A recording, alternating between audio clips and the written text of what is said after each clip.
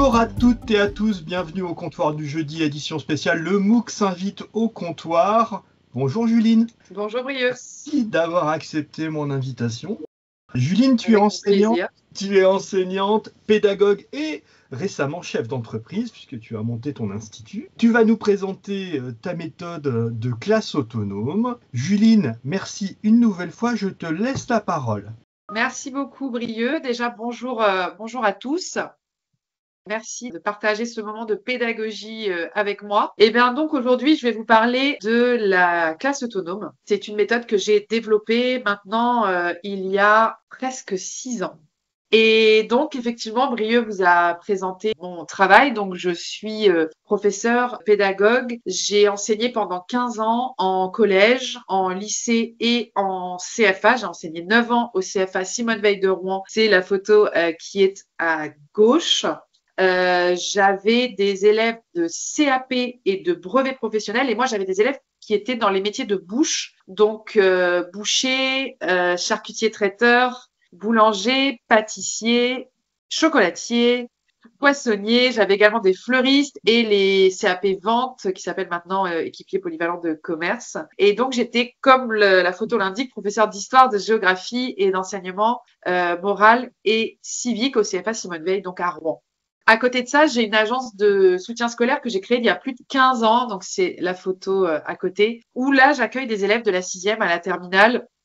J'en accueille à peu près 75 par an chaque année. Et là, je vais faire vraiment beaucoup d'autres choses, donc des mathématiques, beaucoup de bacs de français, de la philosophie, des sciences, des langues, beaucoup de techniques de mémorisation, beaucoup de travail sur confiance en soi, l'estime de soi, la persévérance. Et je les emmène aussi, alors pas tous, pas les 75, mais j'en emmène 12 chaque année en week-end de révision dans une maison de campagne en Normandie. Souvent, on fait ça au week-end de l'Ascension pour réviser le brevet, réviser le bac. Et là, il y a tout un travail scolaire avec des bacs blancs, des oraux blancs, mais aussi tout un travail sur apprendre à se connaître, trouver les motivations, se comprendre, comprendre les autres. Ils vivent tous ensemble. C'est eux qui font les repas, qui cuisinent tous les jours. Il y a un planning, c'est eux qui s'occupent de la maison, etc. Donc, il y a tout un savoir-vivre et savoir-vivre ensemble qui est aussi travaillé à ces moments-là. Je forme également donc des enseignants dans toute la France et en Europe et dans le monde, à la pédagogie de la classe autonome et aussi au type de motivation et type de profil d'élèves. Et donc, ce qui est superbe, c'est que la classe autonome, en fait, elle va s'adapter à toutes les matières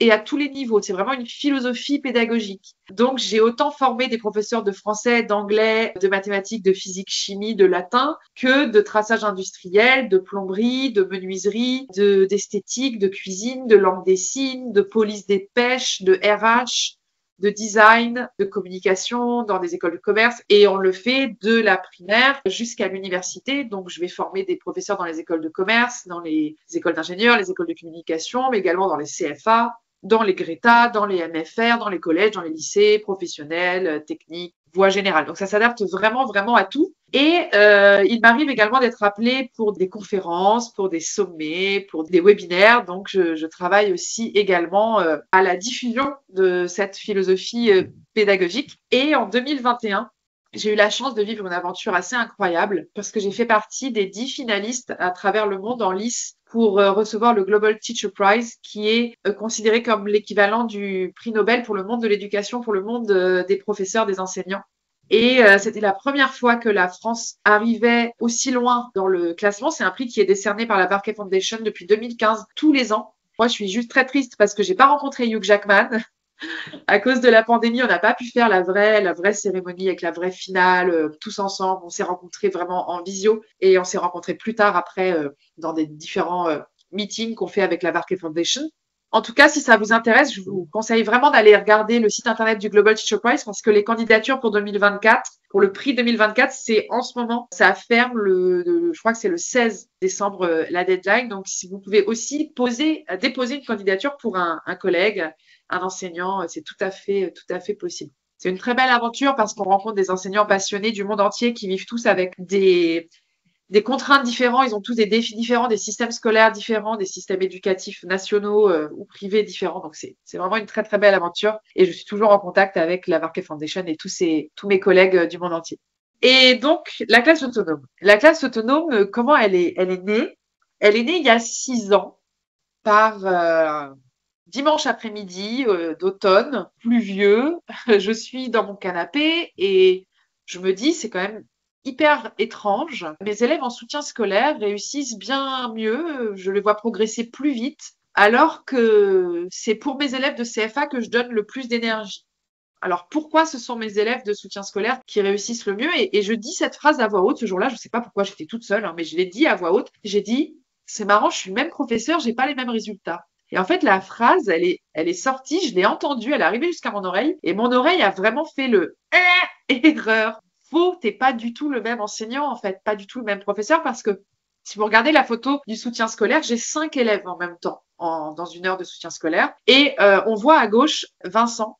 Vincent, il est en 4e, il est en train de faire des mathématiques. Devant, on a Saïda qui est en terminale, qui est en train de faire une dissertation de philosophie. Derrière, on a Nora qui est en terminale en train de faire des mathématiques. Derrière moi, on a Mohamed qui est en 6e qui fait de l'histoire géo. Et devant, on ne le voit pas, mais il y avait une table au premier plan avec Noé qui était en train de faire une dissertation pour le bac de français. Donc, je ne peux pas faire court. C'est impossible. Ils sont de niveaux différents. Ils sont en train de travailler des matières différentes. Mon travail à moi, c'est de faire ce qu'on voit derrière. C'est de créer tout le matériel en amont pour que quand Saïda, elle arrive et elle me dit, Juline, j'ai une dissertation à faire sur le bonheur, j'ai de quoi la faire travailler. Je sais où aller chercher et j'ai des outils qui sont prêts. Donc, mon travail, ça a été ça pendant 15 ans, de préparer tout ce qu'il faut pour les différents niveaux, différentes matières. Sauf que bon, là, ils sont 5. Mais vous m'en mettiez 6, c'était fini. Je me noyais complètement. J'arrivais pas à gérer les 6 en même temps. Et donc, ma question, ça a été, je pense que j'ai une piste de réflexion. Il faut que je parle moins à mes élèves. Il faut que je fasse moins cours. Il faut que j'enseigne moins pour qu'ils apprennent plus. Il faut que je les laisse plus faire par eux-mêmes. OK. Mais comme je vous disais, 6, j'y arrivais plus. Donc, ma question, ça a été, est-ce que quelqu'un sait faire ça dans des classes de 30 élèves? Est-ce que je peux arriver à faire ce système où c'est le matériel qui va faire le travail dans des classes de 30? Donc, je commence à chercher sur Internet et je tombe sur Stanislas Dehaene. Stanislas Dehaene, professeur au Collège de France, vous connaissez peut-être, neuroscientifique français. Et Stanislas Dehaene, dans les études qu'il a publiées, il nous dit un cerveau humain, pour apprendre, il a besoin de 4 choses fondamentales. C'est être attentif, être engagé activement, avoir un retour immédiat d'information, parce que c'est ça qui donne le message d'erreur au cerveau pour rectifier, pour apprendre. Et ensuite, il a besoin de consolider, de refaire et de répéter. Donc l'attention, l'engagement actif, le retour immédiat d'information, la consolidation. Eh bien, c'est très simple en fait. La classe autonome, elle est fondée entièrement sur ces 4 piliers. Entièrement. Et bizarrement, quand on respecte la façon dont notre cerveau fonctionne, il se passe des miracles. Parce que moi, j'ai quand même des classes de CAP, boulanger, boucher, qui n'ont pas envie de faire d'histoire géo, qui n'ont pas envie d'être à l'école, qui ont un passif très complexe avec l'école. Et aujourd'hui, quand la cloche retentit pour sonner la fin du cours, déjà, 1, ils râlent, et 2, ils ne s'en vont pas. Ils ne sortent plus de classe. C'est-à-dire que c'est moi, là, il n'y a pas très longtemps, que je leur ai dit, les gars, il faut que j'aille manger, là, c'est l'heure du déjeuner, il faut sortir. Ils sont tellement concentrés sur ce qu'ils sont en train de faire qu'ils ne sortent plus de classe. Et c'est assez bluffant à voir. Donc ça, c'est la première chose, je suis tombée sur Stanislas Dehaene. Et la deuxième chose, j'ai continué à fouiller, parce que je me suis dit, OK, c'est bien beau de me dire, attention, engagement actif, consolidation, retour immédiat d'information. Est-ce que quelqu'un sait comment ça fonctionne concrètement? Et là, je continue à fouiller et je tombe sur le travail de Céline Alvarez, qu'elle a mis en place, l'expérimentation qu'elle a faite dans les écoles maternelles à Gennevilliers. Elle a fait ça dans les années 2010. Je vais vous montrer son résultat. Ce qu'elle a fait, en fait, Céline Alvarez, c'est qu'elle est allée voir l'Éducation nationale en disant, je voudrais essayer une classe de maternelle où on va mélanger petits, moyens et grands, et on va mettre en place les 4 piliers de Stanislas Dehaene. On va ne donner aux élèves que des ateliers qui les engagent activement, où ils vont être attentifs, ils vont avoir tout de suite un retour immédiat d'information, et ils vont pouvoir refaire autant de fois qu'ils le veulent les ateliers. Donc, elle est à Gennevilliers, dans une zone d'éducation prioritaire, avec plan violence. Voilà ce que ça donne au bout de 3 ans.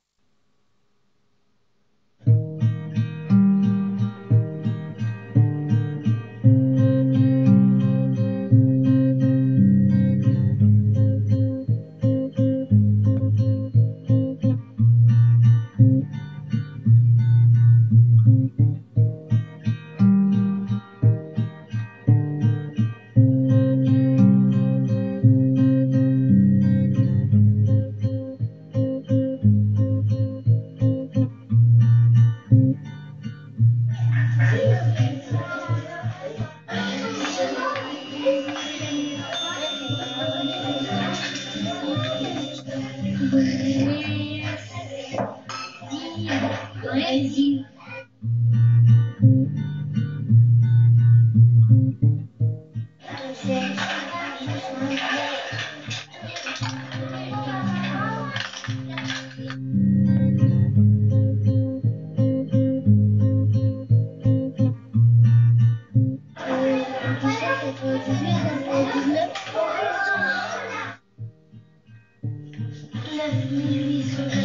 Je suis divisé par 3 égale 3 299 et il me reste 1. Hélicoptère. Un hélicoptère.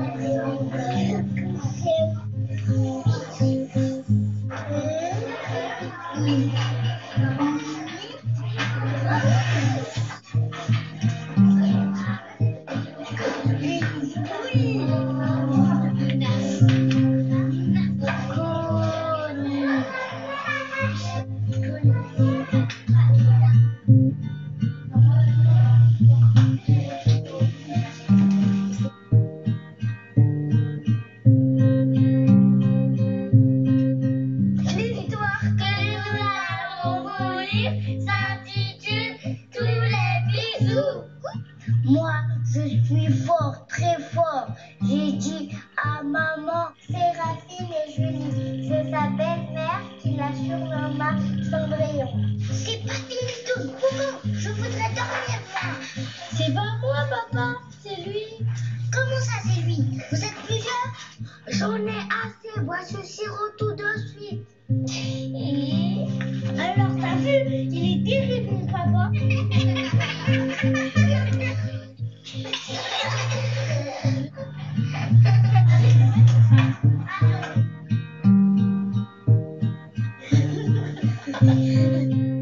Alors voilà le résultat après 3 années d'expérimentation. Si vous voulez retrouver cette vidéo, vous pouvez la retrouver sur YouTube et vous en avez beaucoup d'autres de Céline Alvarez sur Internet où vous avez notamment les vidéos des parents de ces petits loulous là qui vous disent quand je dis à mon enfant c'est dimanche et qu'il n'y a pas école, il pleure.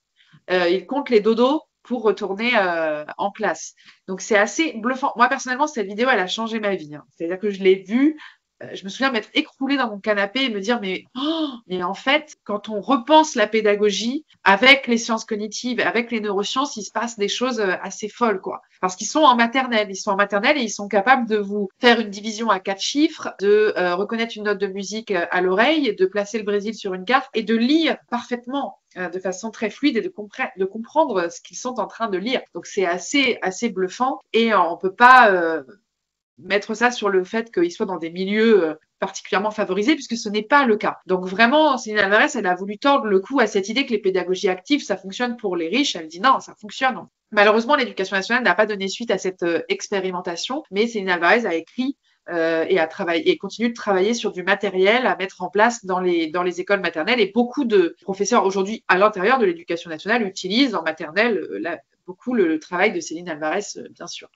Moi, ça m'a obnubilé cette histoire en fait, parce que je me suis dit mais c'est absolument incroyable. Ils lisent parfaitement, ils comptent parfaitement. Comment ça fonctionne cette histoire? Parce que là, on voit le résultat, mais je comprenais bien qu'il y avait un processus entre la petite fille qui compte avec ses 9 petits bâtons, le petit garçon qui compte jusqu'à 100 avec ses petites billes, et puis le petit garçon qui fait la division. Je me suis dit, je vois bien qu'il y a un processus pédagogique, mais j'aimerais comprendre comment ça fonctionne. Et surtout, ce qui m'a absolument frappé dans cette vidéo, c'est qu'on voit pas l'enseignant. L'enseignant n'est pas du tout là. Alors, je me doute qu'il intervient à un moment donné, mais je voulais comprendre concrètement comment ça fonctionnait. Donc, j'ai continué à chercher, et j'ai découvert que Céline Alvarez avait repris beaucoup le travail de Maria Montessori, notamment le matériel, sur lesquels elle avait appliqué les piliers de Stanislas Dehaene. Donc, Maria Montessori, moi, je connaissais pas, je connaissais de nom, j'avais certainement à l'époque des préjugés. Et j'ai fouillé, vraiment, je suis allée chercher qui était Maria Montessori, son travail, sa vie, comment elle avait ouvert la maison des enfants en Italie au début du XXe siècle. Et je vous avoue que là, quand j'ai commencé à creuser ça, j'étais un peu en colère, en fait, parce que je me disais, en fait, Maria Montessori, c'est 1907, la maison des enfants en Italie. Et je me dis, mais en fait, ça fait des siècles, ça fait un siècle au moins, que certaines personnes ont trouvé des clés Et on ne nous en parle pas assez. Moi, j'ai fait la formation pour devenir professeur d'histoire-géographie. Je n'ai jamais entendu parler de Maria Montessori. Ensuite, mon idée, une fois que j'avais compris un peu le fonctionnement de Maria Montessori, c'était de voir concrètement dans les écoles le fonctionnement. Donc, je suis allée visiter des écoles Montessori, des écoles démocratiques aussi, pour voir ce que j'avais envie de faire, ce que je n'avais pas envie de faire, là où je voulais aller dans ma pédagogie. Et puis, j'ai eu la chance, exactement à ce moment-là, est sorti au cinéma Le Maître et l'Enfant, qui est un film qui montre vraiment l'intérieur d'une classe Montessori dans le nord de la France pendant plusieurs années. C'est un documentaire qui est absolument touchant, très bouleversant. Et ça m'a beaucoup aidé parce que j'ai compris réellement, concrètement, comment ça fonctionnait, que l'enseignant, eh bien, il préparait l'environnement en amont, il montrait une première fois comment faire un atelier, mais ensuite, c'est le matériel qui devenait l'enseignant. Donc, ça m'a beaucoup aidé à structurer. Et ma question ensuite, ça a été de savoir, OK, maintenant que j'ai compris, est-ce que ça, on peut l'adapter pour des adolescents? Parce que c'est pas la même chose, un cerveau d'un enfant de 4 ans et d'un enfant de 16 ans. Et donc là, j'ai trouvé sur Internet Sylvie Desclèbes, qui est la première à avoir monté en France un collège Montessori, un lycée Montessori il y a plus de 30 ans maintenant, et voir comment on pouvait l'adapter pour des adolescents. Et c'est elle qui m'a donné l'idée du plan de travail que je vais vous montrer tout de suite après. Donc, ce sont mes inspirations et c'est vraiment pour moi un pilier important dans la classe autonome de me souvenir d'où me vient la classe autonome et quelles sont les philosophies vraiment qui sous-tendent cette pédagogie. Alors, avant de commencer à me lancer vraiment dans la fabrication, j'ai voulu confirmer mon intuition que le matériel allait fonctionner sur les adolescents. Et donc, j'ai fait tester les puzzles Montessori, je les ai fait acheter par mon CFA et j'ai fait tester à la classe vraiment, la classe à l'époque, ça s'appelait les DIMA. Donc, je ne sais pas si parmi vous, il y en a qui connaissent les DIMA. En tout cas, pour ceux qui ne connaissent pas, c'était des classes où les collèges ne voulaient plus de ces élèves-là. On ne pouvait pas encore les mettre en alternance, donc nous, on les avait en CFA, on avait une classe de DIMA. Il n'y avait même pas de référentiel, rien. C'était débrouillez-vous. Faites ce que vous pouvez avec ces élèves. Donc des élèves souvent avec des parcours très chaotiques, un peu brisés, un passif très complexe avec l'école, qui étaient persuadés qu'ils n'étaient bons à rien, qu'ils ne pouvaient rien apprendre. Donc je leur ai mis les puzzles Montessori dans les mains pendant, allez, un quart d'heure grand maximum. Et voilà ce qui se passe.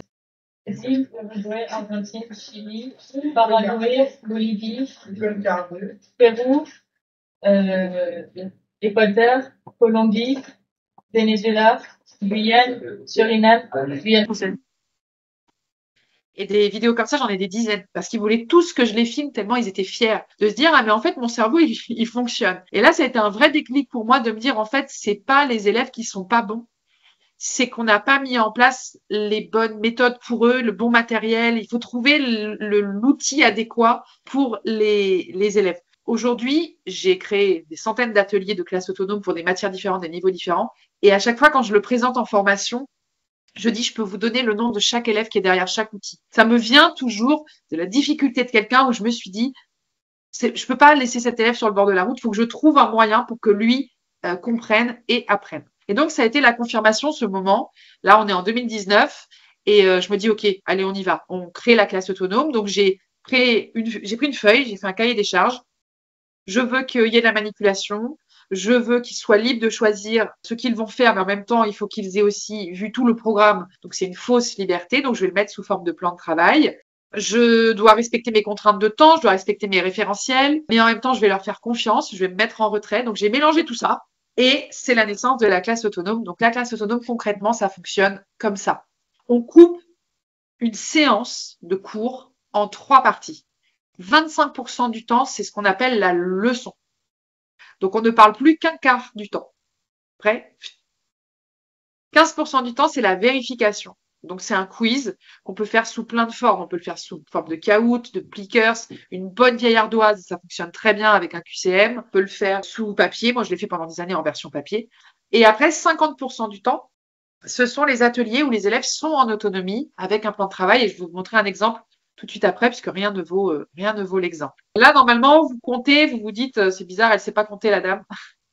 Effectivement, il reste 10%. Les 10% qui restent, c'est faire l'appel, ranger les affaires, tous ces moments de vie de classe, ce temps informel, on l'a déjà compté, il est dans la classe autonome, ce sont les 10% qui restent pour permettre de bien structurer. Donc, peu importe si vous avez des cours de 50 minutes, de 55 minutes, de 2 heures, d'1 heure et demie, 25% la leçon, 15% la vérification, 50% l'atelier, 10% de temps informel. Alors, voilà à quoi ça ressemble. La leçon, il n'y a rien de révolutionnaire.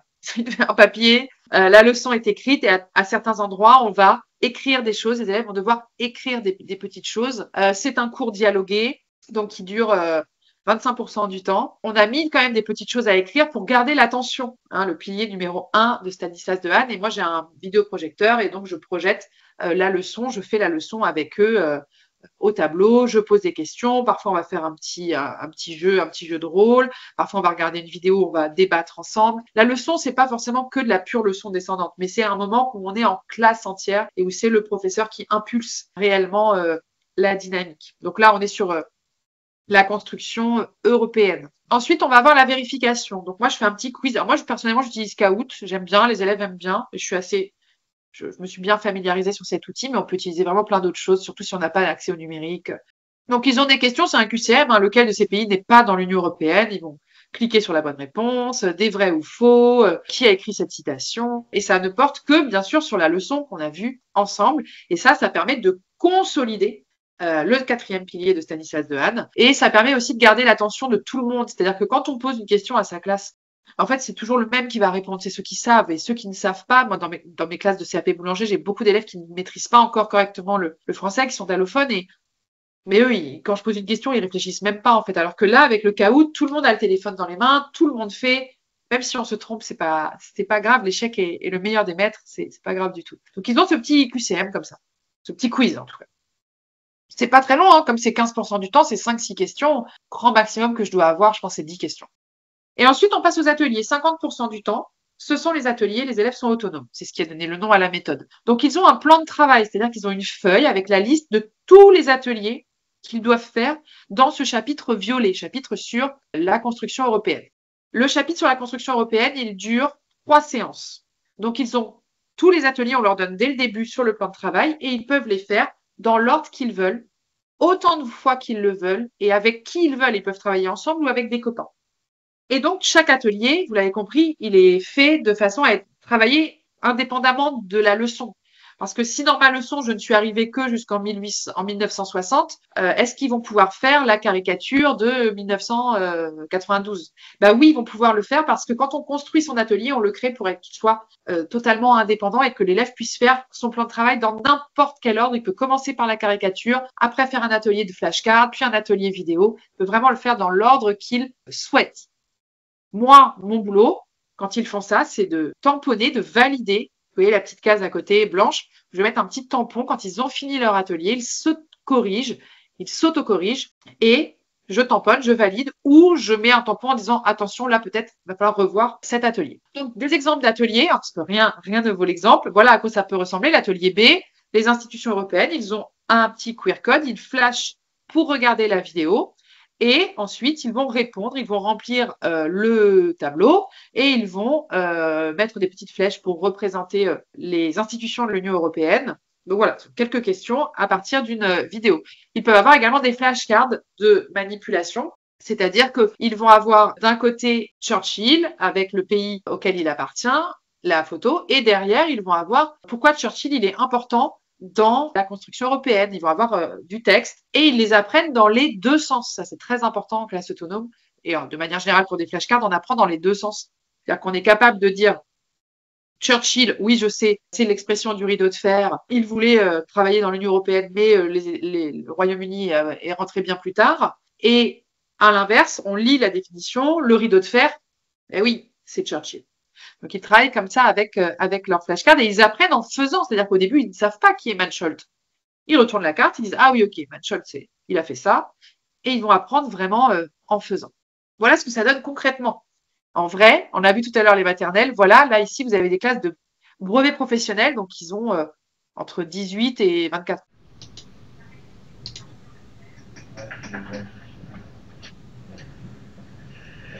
Ça, c'est Churchill. C'est à Berlin, c'est le ministre. Ouais, le ministre anglais.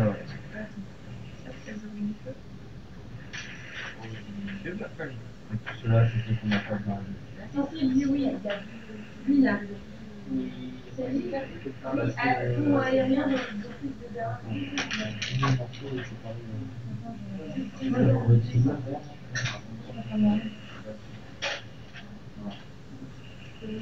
Donc, contrairement à ce qu'on pourrait croire, Quand on leur laisse la liberté, mais que le matériel est là pour les faire travailler, ça fait pas tant de bruit que ça. Et on en a encore d'autres qui sont derrière, dans la petite salle derrière, qui travaillent, parce que c'est une classe assez conséquente. Et donc, vous voyez, il y a certains élèves qui travaillent tout seuls, certains élèves qui travaillent en groupe, certains élèves qui travaillent avec du numérique, certains élèves qui travaillent vraiment avec de la manipulation, c'est du planche de polystyrène et des cure-dents et du scotch, des petites étiquettes. Certains élèves qui vont travailler plus de la rédaction et donc ils ont leur plan de travail ici qu'ils vont faire valider au fur et à mesure. Là, on est sur un chapitre sur la guerre froide.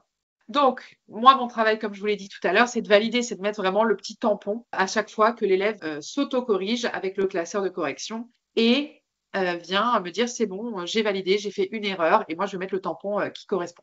Mais c'est pas juste ça mon rôle quand ils sont en autonomie. Mon rôle quand ils sont en autonomie, certes, donc c'est valider, mais ça va être aussi aider et guider ceux qui en ont le plus besoin. C'est-à-dire que la première fois qu'un élève il sort un paquet de flashcards, il ne sait pas comment l'utiliser, il ne sait pas encore comment l'utiliser.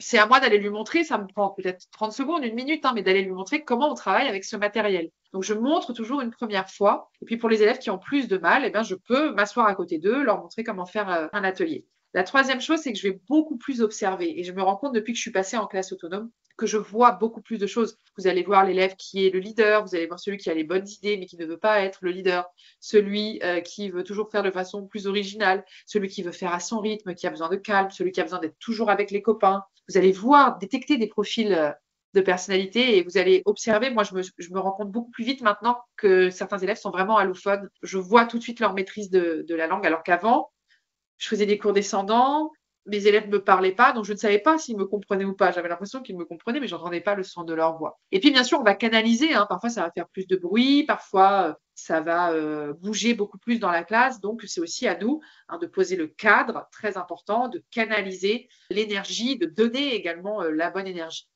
Il existe en tout 20 types d'ateliers en classe autonome qui permettent de s'adapter à toutes les matières et à tous les niveaux. Donc, certains, vous les connaissez, j'ai vraiment rien inventé, il n'y a rien de révolutionnaire. L'étude de documents, l'exercice d'application, la vidéo, remettre dans l'ordre, la rédaction, faire de la recherche sur Internet, tout ça, ça existe en classe autonome. Et puis, il y a des choses un petit peu plus nouvelles, par exemple, les drapeaux, où on repique à un endroit précis des informations, les cartes mentales, ça fait un petit moment que c'est arrivé quand même dans notre enseignement. Vous allez avoir le confessionnal. Souvent, quand je le présente en formation, les gens me disent « Mais qu'est-ce que c'est ton confessionnal ?» C'est un tête-à-tête avec l'élève où vous allez parler anglais, par exemple, pendant 3 minutes, ou vous allez débriefer son dernier contrôle. Il va vous montrer, voilà, j'ai fait une introduction de dissertation et vous allez pouvoir parler, peut-être même qu'une minute avec lui, mais vous allez pouvoir vraiment individualiser davantage. La même chose pour le sketch où les élèves vont jouer des faux oraux blancs, des faux oraux de bac, par exemple, des choses comme ça. Pour vous montrer un petit peu à quoi ça ressemble, là, voilà, c'est le matériel que je montre en formation. Quand je vais former des enseignants, j'emmène ma grosse valise qui fait 20 kilos avec plus de 100, je pense qu'il y a bien 120 ateliers à l'intérieur. Donc là, on voit des drapeaux, on voit des quiz sur téléphone, des jeux en ligne, des ateliers de classement, des jolies cartes mentales, de la planche effaçable avec juste un transparent, du classement, des détournements de jeux, de la manipulation donc du physique, du vécu. Qu'est-ce qu'on a d'autre? C'est du drapeau. Le drapeau n'est pas toujours sous forme de drapeau. Vous voyez, là, ici, c'est carrément des petits monuments miniatures, mais ça peut être avec du scratch. J'ai des collègues qui le font avec des aimants, ou juste poser des étiquettes sur la carte. On a de la réalité virtuelle, vraiment on a beaucoup de choses, mais on n'oublie pas la rédaction, on n'oublie pas l'étude de documents, on n'oublie pas l'exercice d'application, des choses qui sont efficaces. Et moi vraiment, c'est mon leitmotiv quand je fais de la pédagogie, c'est est-ce que c'est efficace? C'est-à-dire que par exemple, ce magnifique qui est n'a pas du tout été efficace. Donc parfois on se trompe et c'est pas grave et il faut se laisser vraiment le droit à l'erreur. La clé, le pilier le plus important en classe autonome, je vous l'ai répété plusieurs fois, c'est que tout le matériel, il est autocorrectif, absolument tout le matériel. Donc, dans la classe, il y a des classeurs de correction, 4 exemplaires du même classeur de correction pour des classes de 30 à peu près. Et les élèves se corrigent, ils vont chercher la correction de l'atelier B du chapitre violet. Ils s'autocorrigent avant de venir faire valider. Tout ce qui est quiz, ça va être une correction automatique et les flashcards sont autocorrectifs par nature. Et là, on applique le pilier de Stanislas Dehaene, le retour immédiat d'informations, et c'est diablement efficace. Et puis le dernier pilier, il y a 6 piliers en tout pour la classe autonome, pour faire de la classe autonome et que ça fonctionne réellement, c'est la posture. C'est-à-dire que vous pouvez mettre le plus beau matériel soit-il dans les mains des élèves, si nous n'avons pas la bonne posture, ça ne fonctionnera pas. Et je l'ai vécu à certains moments où j'ai vu ma classe autonome partir totalement dans un délire parce que moi, j'avais oublié l'importance de la posture. Donc, dans la posture, il y a plein de choses. Il y a bien sûr la bienveillance. Quand on fait de la classe autonome, on met l'élève dans un environnement où il se sent en sécurité. On dédramatise la notation et on dédramatise l'erreur. Ça ne veut pas dire qu'on note tout le monde bien. Quand un élève, sa copie vaut 5, c'est 5, mais on lui explique que voilà, il y a 5 choses qui sont acquises et que maintenant, il va falloir travailler pour acquérir le reste. Et comment on va faire, quels outils on va mettre en place et lui dire vraiment l'échec est le meilleur des maîtres. Moi, c'était écrit au-dessus de mon tableau au CFA et ça doit être écrit quelque part derrière moi dans l'institut. Mais voilà, c'est très, très important. C'est écrit sur des stylos qu'on donne aux élèves, l'échec est le meilleur des maîtres. On fait la différence compliment-encouragement. Un encouragement, un compliment, ça va être « Oh, quel dessin magnifique, tu es très doué ». L'encouragement, ça va être « J'ai beaucoup aimé la façon dont tu as travaillé ta perspective ». Et on a des études aujourd'hui qui montrent que les personnes qu'on encourage ont des résultats bien meilleurs. Je ne vais pas m'étendre sur ça, mais vous pouvez trouver sur Internet beaucoup d'articles sur la différence compliment-encouragement. Moi, personnellement, avec les élèves que j'ai, qui sont des élèves qui ont été beaucoup brisés et qui ont peu confiance en eux, j'utilise les deux. J'essaye de varier, de pas être tout le temps dans le compliment parce que sinon ils ne me croient plus. Si je leur dis que tout est magnifique, ils ne me croiront pas. Mais j'essaye d'être beaucoup plus dans l'encouragement et c'est des petits réflexes à acquérir. L'énergie est très importante, l'énergie que moi je vais donner. Si moi je suis pas dans la bonne énergie, si je m'assois à ma table et je me dis c'est bon, ils sont en autonomie et que je fais autre chose et que je reste sur mon téléphone, ça ne fonctionnera pas du tout. Donc vraiment dans la classe autonome, on a toujours besoin des enseignants qui sont là, qui valident, qui guident, qui canalisent, qui donnent la bonne énergie, le bon encouragement, la bienveillance, etc. On remotive sans stigmatiser, c'est très important. C'est-à-dire que quand l'élève ne fait rien, il existe des petites parades pour arriver à le mettre au travail sans crier, sans s'énerver. Tout ça, on l'apprend en formation. Pareil pour l'exigence et le cadre, c'est-à-dire que la bienveillance, ok, mais l'exigence. Moi, je suis très exigeante avec mes élèves et je suis très ambitieuse pour eux. Je leur apprends des choses bien plus dures que les programmes de CAP. En soutien scolaire, c'est la même chose. Je les emmène vraiment très loin, vraiment dans des niveaux complexes et des exercices un peu conséquents. Et c'est très important pour moi. Et en fait, ils nous en sont très reconnaissants. Cet effet Pygmalion où on croit en eux, mais avec du matériel évolutif où on ne va pas tout de suite mettre la barre trop haut. Et le cadre, c'est hyper important. C'est très structuré, la classe autonome. Ensuite, on leur fait confiance. On leur fait confiance, ils s'autocorrigent, ils viennent nous voir. Mais on pose quand même des questions. T'as vu tout bon? Oui, tout bon du premier coup. Et là, parfois, ils me disent non, j'ai fait une erreur. Je dis alors, c'était pas tout bon. Et puis, personnellement, ce qui a été le plus dur, moi, c'est de me mettre en retrait. C'est vraiment d'arrêter de parler pendant 45 minutes, vraiment les 50% du temps de mon cours et de les laisser faire, de les laisser se tromper, de les laisser apprendre. Par contre, on fait attention à l'élève qui est vraiment bloqué. Et ça, c'est le non-verbal qui va nous aider à voir si l'élève il est vraiment dans une recherche, il est dans le travail ou s'il est en train de se noyer. Donc tout ça, c'est des choses qu'on voit en formation. Donc là, vous avez les 6 piliers de la classe autonome, c'est-à-dire d'abord les 4 piliers de Stanislas Dehaene, les inspirations Montessori-Alvarez, les 3 temps 25, 15, 50%. Les consignes sont extrêmement importantes à travailler en classe autonome. L'autocorrection, il est en rouge, c'est pas pour rien, c'est l'élément fondamental. On ne fait pas de classe autonome si on n'a pas de classeur d'autocorrection. On ne peut pas corriger 30 élèves qui arrivent avec 10 exercices différents et corriger en instantané. On s'épuise. Et puis la posture est le 6e pilier, très très important. Donc, si vous voulez en apprendre plus sur la classe autonome, vous pouvez nous retrouver sur Facebook, sur Instagram, sous le nom Classe Autonome, et sur LinkedIn et sur YouTube sous mon nom, Juline Anquetin-Rowe. Moi, ce que je constate aujourd'hui sur le bilan vraiment de la classe autonome, c'est que on a augmenté en moyenne les moyennes de 30%. Moi, j'ai jamais corrigé de copie comme je corrige depuis que je fais de la classe autonome, que ce soit en termes d'apprentissage pur et aussi en termes de méthodologie, parce qu'on fait aussi de la méthodologie en classe autonome. Là, je vous ai montré un exemple de programme de CAP, mais je le fais pour la dissertation en philosophie, le commentaire composé en bac de français, rédiger des synthèses, on travaille le grand oral également, ou l'oral de chef-d'œuvre en classe autonome. Donc, les copies sont bien meilleures. Moi, j'ai vu vraiment mes élèves progresser. Deuxième chose, on a augmenté de 15% le taux de réussite aux examens la première année où on a mis la classe autonome en place. On a moins de problèmes de discipline. J'ai encore croisé il n'y a pas très longtemps un directeur d'établissement dans lequel j'étais allée, j'avais formé ses enseignants, et il m'a dit au bout d'un an, toutes les classes qui sont passées en classe autonome, on les voit plus, ils vont plus chez le CPE, quoi. On a beaucoup moins de problèmes de discipline. Et ce qui est assez extraordinaire également, c'est qu'on emmène 98% des élèves. C'est-à-dire quand on fait des sondages au bout d'1 an, de 2 ans d'expérimentation et qu'on demande aux élèves de façon anonyme s'ils recommandent cette méthode, s'ils se plaisent avec cette méthode, s'ils ont l'impression d'apprendre vraiment et si les résultats sont meilleurs avec cette méthode, à 98%, les élèves recommandent cette méthode une fois qu'ils l'ont testée. Ça, c'est assez extraordinaire. Et l'autre volet qui va être très important, c'est que les enseignants vont mieux. C'est-à-dire on ne crie pas en classe autonome puisqu'on est dans la bienveillance, dans l'écoute, dans la posture. On crie moins, ça peut arriver. Hein. Je ne dis pas que c'est parfait. Hein. Moi, ça m'est arrivé de partir loin parce qu'il m'avait mal rangé mes ateliers. C'est possible, mais on essaye d'être le plus possible dans la bienveillance.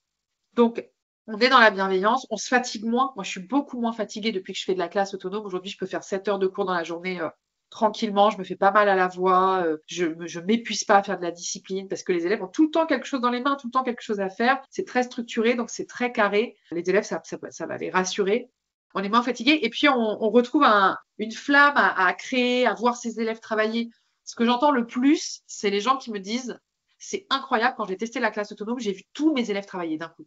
Tout le monde, même ceux qui étaient réfractaires, même ceux qui n'aimaient pas la matière, même les élèves avec des troubles de l'attention, des troubles autistiques, les dyslexiques, les allophones, etc. Ça vient vraiment aider les élèves à travailler et donc les enseignants sont vraiment mieux. Et moi, j'ai des exemples. Hein. J'ai une jeune prof qui s'appelait Chloé qui est venue se former un jour. Personnellement, elle est venue à une formation qui n'était pas en établissement, qui était à Paris. Et elle me dit le premier jour, moi, écoute, j'ai fait tout ce qu'on m'a appris à l'école, ça fonctionne pas. Si tu me donnes pas des clés, je vais démissionner. En septembre, je démissionne. J'avais un peu la pression quand même. Et elle m'a envoyé un message 3-4 mois après la formation. Juste merci. Elle m'a dit, mon ambiance de classe est plus du tout la même. Mes élèves, le rapport est plus du tout le même. Ils travaillent, ils progressent. Moi, je m'amuse à créer du matériel. Je prends plaisir à les guider, à être avec eux. Je me fatigue moins. Certes, il y a un gros travail en amont, mais après, dans la classe, ça roule tout seul et c'est vraiment très agréable. Si vous voulez approfondir la classe autonome, vous pouvez trouver des vidéos sur YouTube qui s'appellent Instant Pédagogie et vous avez également disponible en ligne le guide pédagogique qui est en vente sur notre site internet, qui est sous forme de e-book pour les personnes qui voudraient se lancer en classe autonome et qui ne peuvent pas venir en formation ou dont l'établissement ne peut pas me faire venir en formation. Et puis après, pour retrouver toutes les informations, c'est le site internet institut-anctinro.com. Vous aurez tout au même endroit, le e-book, les réseaux sociaux, les vidéos, tout est centralisé ici. Donc, s'il y a une seule adresse à retenir, c'est celle-là, institut-anctinro.com. Et puis aujourd'hui, pour permettre aux enseignants de faire de la classe autonome sans s'épuiser, on a créé un groupe de partage sur Facebook qui s'appelle La classe autonome groupe de partage. Actuellement, il y a plus de 16 000 membres dessus. Et l'idée, c'est de mutualiser. C'est de dire, voilà, bonjour, je suis prof de maths. Est-ce que quelqu'un a quelque chose sur les fractions ? C'est sûr que quelqu'un va vous répondre et ça va vous éviter de recréer du matériel à chaque fois à partir de rien, alors que quelqu'un l'a peut-être fait à 40 km de chez vous ou à 500 km de chez vous. Donc, on mutualise au maximum le matériel pour être moins seul. Et donc, on a à peu près 16 000 membres aujourd'hui sur ce groupe.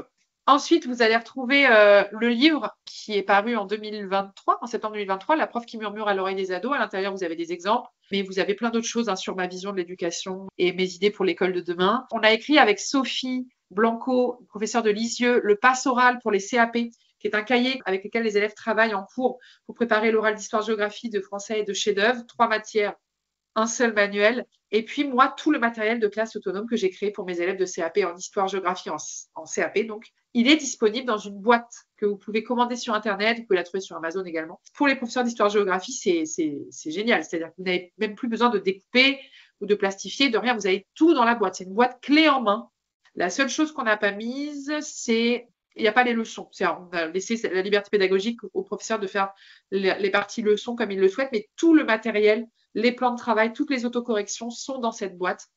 Histoire, géographie pour les CAP, mais on a des professeurs de collège et de lycée qui nous les achètent parce qu'ils nous disent bah oui, mais nous on a aussi la Révolution française, la construction européenne et la métropolisation, donc ils achètent aussi pour avoir le matériel. Je vous ai donc présenté la classe autonome, les piliers qui la sous-tendent, un petit exemple de comment ça fonctionne. Merci beaucoup Juline.